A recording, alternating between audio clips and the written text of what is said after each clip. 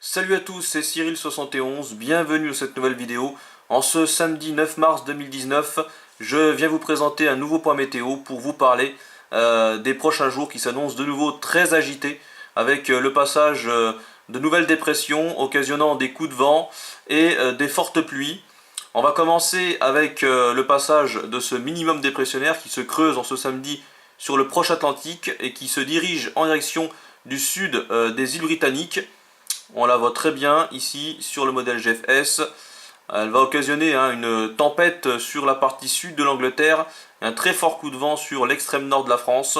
On voit très bien ici avec les isobars qui sont très resserrés sur le nord du pays. En direction de la Belgique, de l'Allemagne, on voit bien cette dépression. On va regarder la vitesse des vents prévue avec le modèle GFS pour le nord du pays, puisque c'est le nord qui sera bien concerné par ce très fort coup de vent. Donc on voit ici l'arrivée de cette tempête en cours de nuit de samedi à dimanche. Donc là c'est autour des 4 heures du matin, entre 4 heures et 7 heures du matin. Voilà. Donc on voit des rafales de vent qui sont assez soutenues. On est autour des 100 km/h, 100 à 110 km/h en principe ici sur la Manche, entre la Normandie et les Hauts-de-France au niveau des côtes. On sera souvent autour des 100 à 110 km/h et à l'intérieur des terres souvent autour des 80 à 90 km/h. Voilà, sur quasiment tout le nord de la France jusqu'au niveau de la Lorraine, de l'Alsace, en direction des frontières allemandes. La Belgique qui sera bien concernée également dans l'après-midi de dimanche, surtout là c'est autour de l'après-midi avec des rafales autour des 90 à 100 km/h prévues. On le voit très bien ici, voilà, donc regardez pour votre région ou votre département. Ce coup de vent qui sera a priori très faible sur le reste de la France, on sera souvent autour des 60 à 70 km/h sur le reste de la moitié nord du coup. Donc ça concernera vraiment le nord du pays et puis également tous les pays en direction de la Belgique, des Pays-Bas. Voilà, ça remontera jusqu'au niveau de l'Allemagne, Danemark, enfin voilà.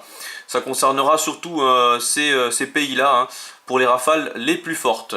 Ensuite, on va parler de l'autre dépression, une autre dépression qui est prévue pour la semaine prochaine.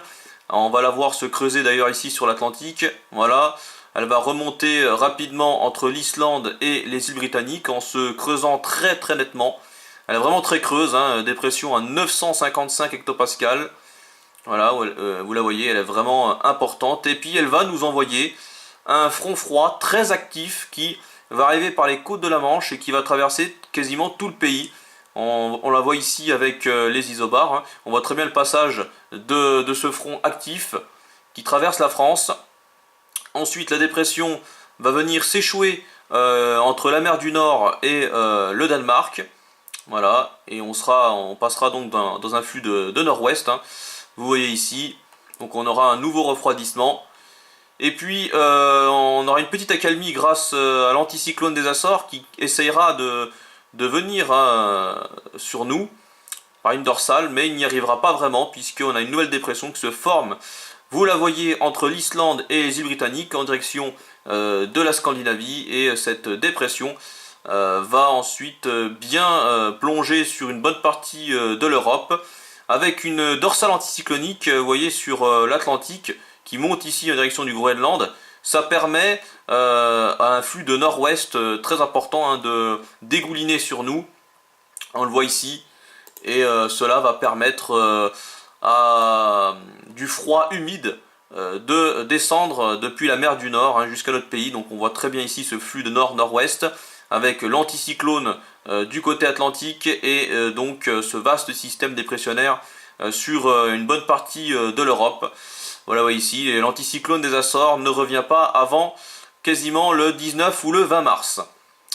Voilà, alors côté masse d'air, qu'est-ce que ça va donner? On va regarder justement et vous allez voir ce froid intense, surtout pour un mois de mars, franchement, c'est assez impressionnant. Donc là on voit déjà ce petit refroidissement ici qui est lié au passage de cette dépression.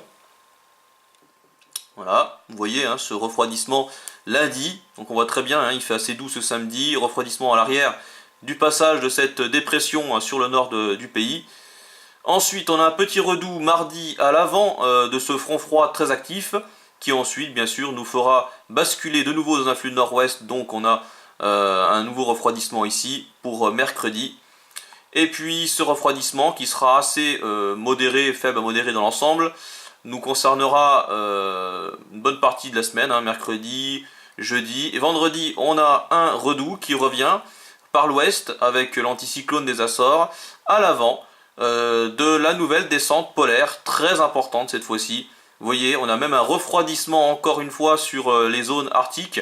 Hein, vous voyez ici au nord de la carte, hein, ici on voit très bien ce nouveau refroidissement entre le Groenland et l'Arctique, et en même temps donc cette importante descente polaire qui dégouline sur nous. On le voit très bien ici, voilà, sur toute l'Europe, hein, toute l'Europe est vraiment concernée. C'est assez impressionnant, surtout au-delà du 15 mars, de voir une descente polaire si importante. Pourtant, ça semble en tout cas se fiabiliser. Depuis quelques jours, on voit cette tendance s'affirmer. Et voilà, donc là, c'est pour fin mars. On voit quand même que la masse d'air finit par se radoucir par le sud. Mais quand même, on a une sacrée résistance du froid. Et je vous en avais parlé d'ailleurs dans une de mes dernières vidéos, vous vous en souvenez, hein, sur l'évolution du vortex polaire. Et j'avais vu juste, hein, le vortex polaire est vraiment très très en forme en ce mois de mars. Hein. Voilà, donc je reviendrai dans les prochains jours hein, pour vous parler de la suite, puisqu'on a un nouveau front froid hein, qui passera mardi, qui pourrait donner là aussi de fortes pluies et de très fortes rafales de vent, et puis peut-être encore d'autres coups de vent par la suite, avant donc cette descente polaire et qui aura lieu aux alentours, qui aurait lieu en tout cas aux alentours du 17 mars, donc pour le week-end prochain. Donc tout ça est à surveiller de très près, vous voyez, il y a beaucoup de choses encore à dire, décidément l'agitation est encore bien là. L'hiver veut faire des prolongations. En tout cas, voilà, j'espère que cette vidéo vous aura plu. Merci de l'avoir regardée. Et je vous dis à très bientôt. Salut!